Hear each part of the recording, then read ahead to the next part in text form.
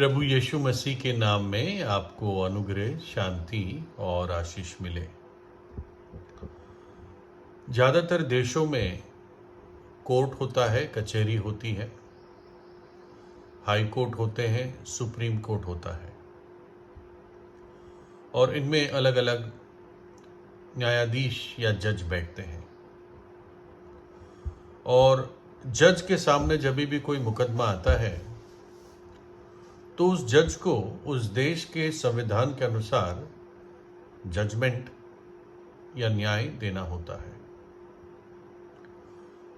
और जज का काम होता है कि वो उस देश के संविधान की रक्षा करे कि कोई भी ऐसी चीज़ ना होने पाए, विशेषकर उसके अपने जजमेंट में, जो संविधान के विरोध में हो या संविधान के बाहर हो। अब जो किसी भी देश का संविधान होता है, कॉन्स्टिट्यूशन होता है, वो लोगों ने ही लिखा होता है। कुछ बुद्धिमान, अच्छी सोच रखने वाले लोगों ने ही संविधान को लिखा हुआ होता है। लेकिन ऐसा भी होता है कुछ देशों में, जब कुछ बुरे लोग के हाथों में ताकत आ जाती है और वो संविधान को बदल भी देते हैं और संविधान में गलत चीज़ें भी डाल देते हैं जो कुछ लोगों के लिए नुकसानदायक होती है। तो फिर एक अच्छे जज को भी एक बुरा जजमेंट करना पड़ता है, क्योंकि उसको संविधान के अनुसार ही काम करना पड़ता है। उदाहरण के लिए मानो कि एक व्यक्ति हत्या करता है, वो हत्यारा है, उसको सज़ा होनी चाहिए, या तो मौत की सज़ा होनी चाहिए या उसको जीवन भर जेल में रहना चाहिए। लेकिन क्योंकि कोई चश्मदीन गवाह नहीं है, किसी ने देखा नहीं है, तो वो दोषी नहीं ठहरता, वो पकड़ा ही नहीं जाता। लेकिन उसने हत्या की है, वो हत्यारा है। कभी ऐसा भी होता है कि एक व्यक्ति ने हत्या की और एक तीसरे व्यक्ति ने देखा, लेकिन वो तीसरा व्यक्ति जब तक गवाही नहीं देगा कोर्ट में, कचहरी में, तब तक हत्यारे को सजा नहीं होगी। अब वो तीसरा व्यक्ति गवाही क्यों नहीं देता? या तो उसको डराया धमकाया जाता है या उसको लालच दी जाती है। तो इसलिए हत्यारा आज़ाद घूमता है। और इसलिए कई सारे ऐसे दोषी लोग ऐसी तकनीकी बात के लिए आराम से खुले और आज़ाद घूमते हैं। एक इसी प्रकार की घटना थी जब एक जज थे जिनका नाम जज हॉरेस ग्रे था। ये अमेरिका के बॉस्टन शहर में जज थे और बाद में ये सुप्रीम कोर्ट के जस्टिस भी बने। और इनके सामने एक आदमी जो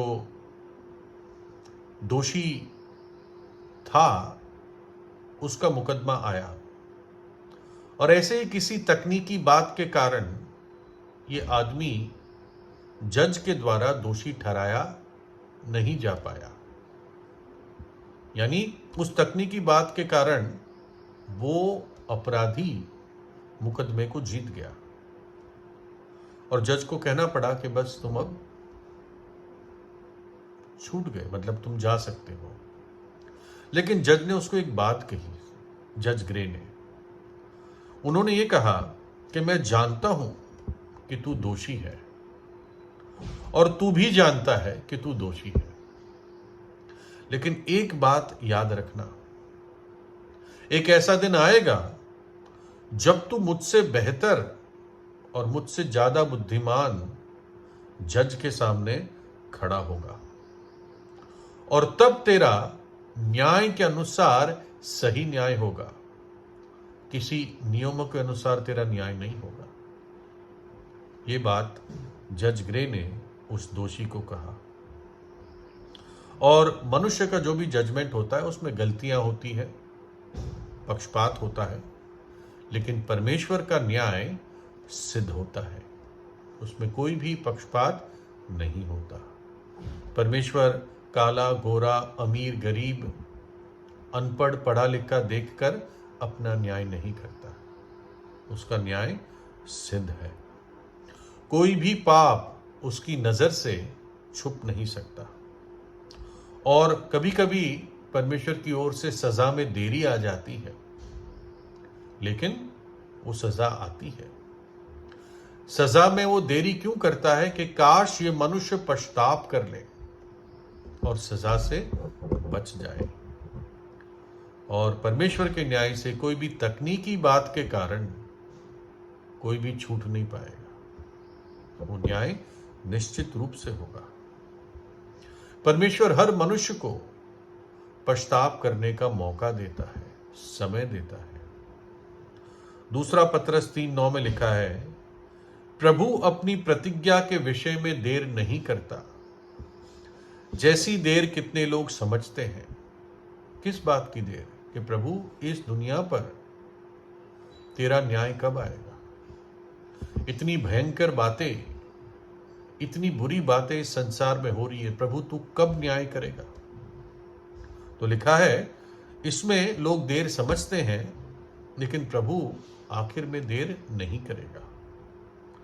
पर तुम्हारे विषय में धीरज धरता है, वो धीरज धरता है और नहीं चाहता कि कोई नाश हो, वरन ये कि सबको मन फिराव अर्थात पश्चाताप का अवसर मिले। अगर उसकी सजा में देरी है तो यही कारण है कि मनुष्य को पश्चाताप का अवसर मिले, बच जाए उस दंड से। परमेश्वर सब बातों का न्याय करेगा। जो मर गए हैं उनको भी परमेश्वर के सिंहासन के सामने खड़ा होना पड़ेगा। यूहन्ना 5:22 में लिखा है, और पिता किसी का न्याय भी नहीं करता, परंतु न्याय करने का सब कार्य पुत्र को सौंप दिया है। परमेश्वर के पुत्र के हाथ में इस पूरे संसार के न्याय का कार्य दिया गया है, वो ही करेगा। प्रेरितों 17:30 और 31 में लिखा है, इसलिए परमेश्वर अज्ञानता के समयों में आनाकानी करके अब हर जगह सब मनुष्य को पश्चाताप करने की आज्ञा देता है।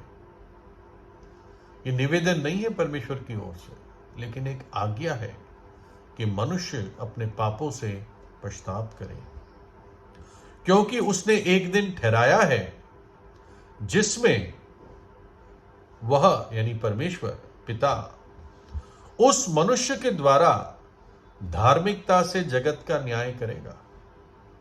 एक मनुष्य के द्वारा धार्मिकता से जगत का न्याय होगा, जिसे पिता ने ठहराया है और उसे मरे हुओं में से जिलाकर ये बात सब पर प्रमाणित कर दी है।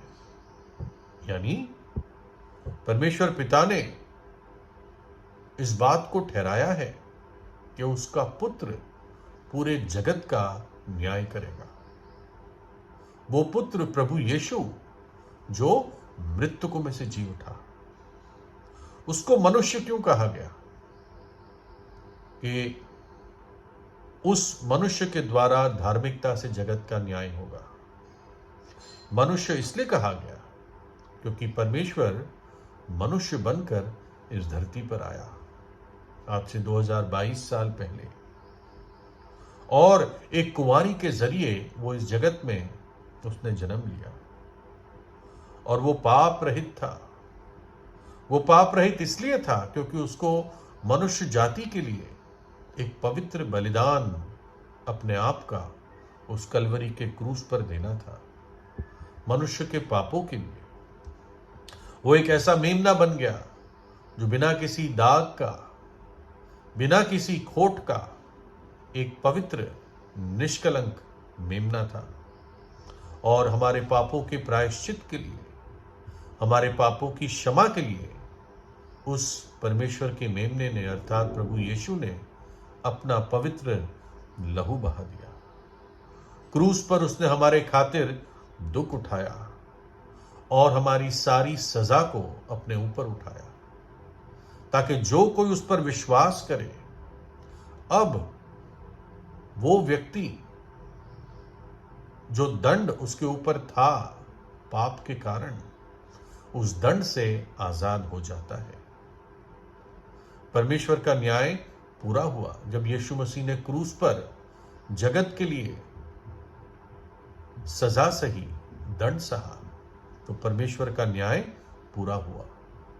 और जो विश्वास करता है वो उस आने वाले भयानक प्रकोप से बच जाता है। बाकी कोई भी परमेश्वर के न्याय से नहीं बचेगा। उबादिया 1:4 में लिखा है, कौन मुझे भूमि पर उतार देगा। कोई व्यक्ति सोचता होगा, कौन मुझे भूमि पर उतार देगा। और प्रभु कहता है, परंतु चाहे तू उकाब की तरह ऊंचा उड़ता हो, वरन तारागण के बीच अपना घोंसला बनाए हो, तो भी मैं तुझे वहां से नीचे गिराऊंगा। परमेश्वर की ये वाणी है।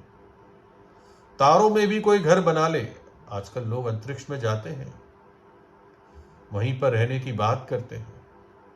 प्रभु कहता है, तू वहां भी भाग के चला जाएगा तो तुझे खींच कर लाऊंगा और तेरा न्याय करूंगा। तो इसलिए ये सही समय है कि मनुष्य परमेश्वर के साथ अपनी बात ठीक ठाक कर ले, क्योंकि वह तो कहता है कि अपनी प्रसन्नता के समय में मैंने तेरी सुन ली और उद्धार के दिन मैंने तेरी सहायता की। देखो अभी वो प्रसन्नता का समय है, देखो अभी वो उद्धार का दिन है। अभी वो समय है जब आप अपने पापों से पश्चाताप करके प्रभु यीशु पर विश्वास कर सकते हैं, उसको अपने हृदय में प्रार्थना करके बुला सकते हैं। और जो कोई विश्वास करेगा वो नाश न होगा, वो दंड नहीं पाएगा, परंतु अनंत जीवन प्राप्त करेगा। तो प्रियो, प्रभु यीशु से प्रार्थना कीजिए। प्रभु यीशु आपको आशीष दे।